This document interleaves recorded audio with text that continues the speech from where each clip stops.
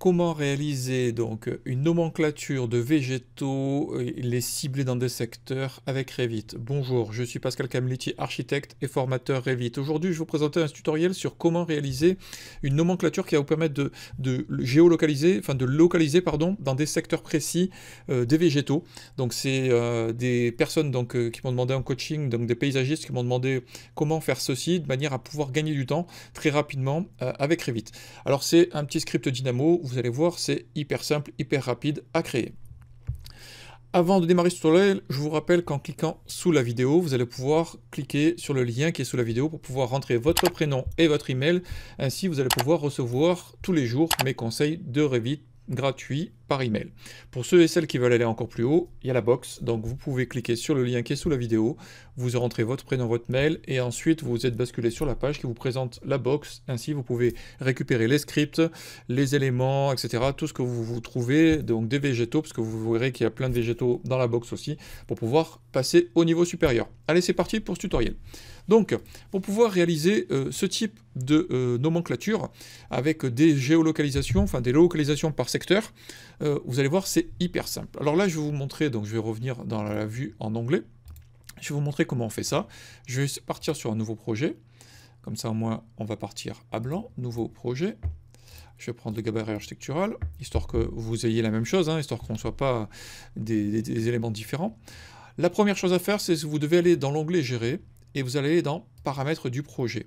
Vous allez ajouter dans les paramètres du projet, donc on va l'appeler, alors je vais peut-être pas l'appeler localisation, je vais l'appeler, oui, je vais l'appeler localisation, allez, localisation. Alors attention de bien mettre les éléments comme ça. Vous allez dans texte, il va le recycler dans texte, on est bien en occurrence.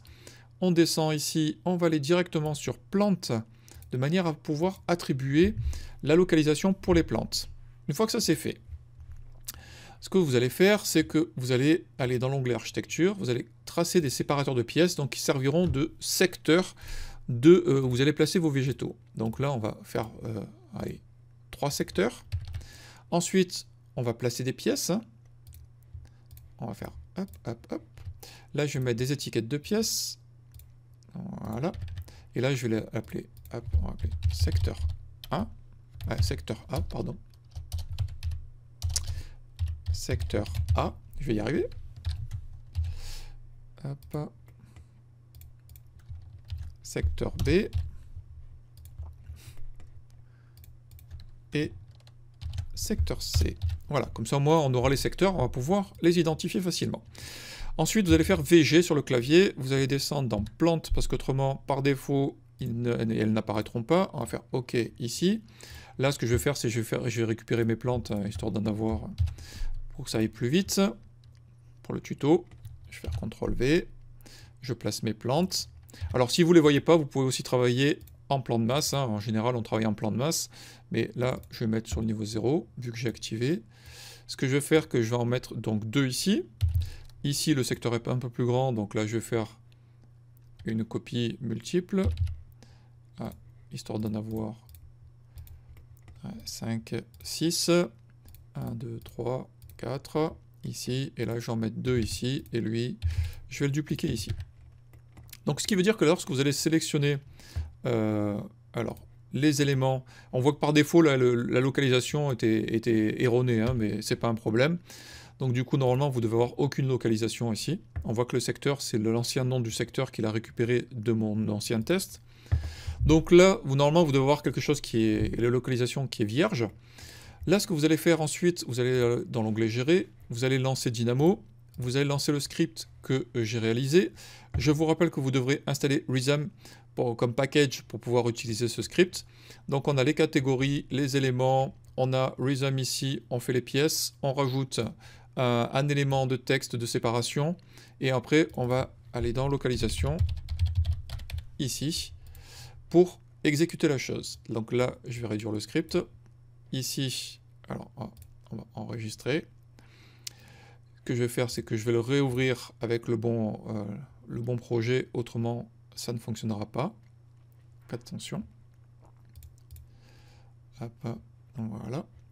Là, si je l'exécute ici, ok. Là, si je vais ici, on voit qu'il y a marqué secteur A1. Donc là, ici, OK. Voilà, donc là, on a les éléments. C'est très rapide. Là, maintenant que j'ai ça, il me suffit simplement d'aller dans l'arborescence, faire bouton droit de la souris. Vous allez faire une nomenclature ici. Une nomenclature de quoi? De plantes. On va faire OK. On va avoir famille et type. On va faire le nombre et on va aller chercher la localisation. On va faire OK. Et là, vous avez votre localisation et le nombre d'éléments. Il vous suffit ensuite de faire un tri regroupement par localisation. On va mettre une ligne vierge. On va rajouter les totaux. Ensuite, dans la mise en forme, pardon, dans le nombre, on va calculer les totaux. On va faire OK. Et là, on voit qu'on a 3 plantes de ce type-là dans la localisation A1, B2, voilà. Et on voit nos secteurs avec nos plantes. C'est très rapide, très facile à faire. Et ainsi, vous avez gagné des heures et des heures. Alors, on peut utiliser le script de cette manière, mais on pourrait aller plus loin. On pourrait aussi utiliser, non pas les plantes, mais le mobilier extérieur que vous auriez mis, etc.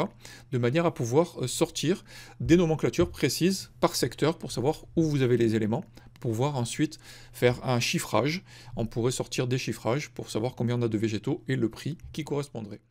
J'espère que ce tutoriel vous a été utile. Vous n'hésitez pas à liker, à partager. Donc je vous rappelle qu'en cliquant sur le lien qui est sous la vidéo, vous allez pouvoir aller sur la box et pouvoir recevoir mes conseils gratuits.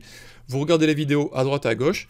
J'adore vous lire, vous me laissez vos commentaires, vos questions, voilà, tout ce que vous voulez sur Revit et sur ce tutoriel, de manière à ce qu'on puisse échanger. Je vous dis à la semaine prochaine pour un nouveau tutoriel. Au revoir.